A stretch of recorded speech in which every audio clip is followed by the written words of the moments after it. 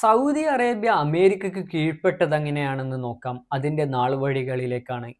1933-ലാണ് സൗദിയും അമേരിക്കയും തമ്മിൽ നയതന്ത്ര ബന്ധം സ്ഥാപിക്കുന്നത്. ഇതിന്റെ ഫലമായിട്ടാണ് 1935-ൽ സൗദിയിൽ എണ്ണ പര്യവേക്ഷണം നടത്താനായിട്ട് അമേരിക്കൻ കമ്പനി വരുന്നത്. പിന്നീട് 1945-ലാണ് അസീസ് രാജാവും അമേരിക്കൻ പ്രസിഡന്റ് ആയിട്ടുള്ള റൂസ്വെൽറ്റും തമ്മിൽ പ്രതിരോധ ഉടമ്പടിയിൽ ഒപ്പുവെക്കുന്നത്. ഇതിന്റെ പ്രധാനപ്പെട്ട ലക്ഷ്യമെന്ന് പറഞ്ഞാൽ എണ്ണയ്ക്ക് പകരം സുരക്ഷ എന്നുള്ളതായിരുന്നു.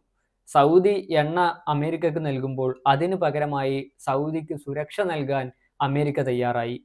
ഈ കരാറോടുകൂടിയാണ് 1951-ൽ ആദ്യമായി അമേരിക്കൻ സൈന്യം സൗദിയിൽ ഇറങ്ങുന്നത്. സൗദിക്കാർക്ക് വേണ്ടിയിട്ട് സൈനിക പരിശീലനവും ആയുധവുമെല്ലാം അമേരിക്ക നൽകും.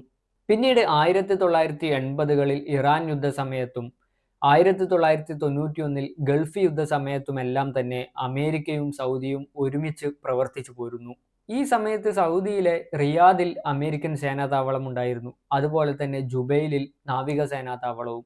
എന്നാൽ 2003-ലെ അമേരിക്കയുടെ ഇറാഖ് അധിനിവേശത്തോടു കൂടിയാണ് ഈ സേനാ താവളങ്ങളെല്ലാം തന്നെ സൗദിയിൽ നിന്നും മാറ്റുന്നത്. ഇന്ന് നിലവിൽ സൗദിയിൽ പൂർണ്ണതോതിൽ പ്രവർത്തിക്കുന്ന ഒരു അമേരിക്കൻ സേനാ താവളവുമില്ല.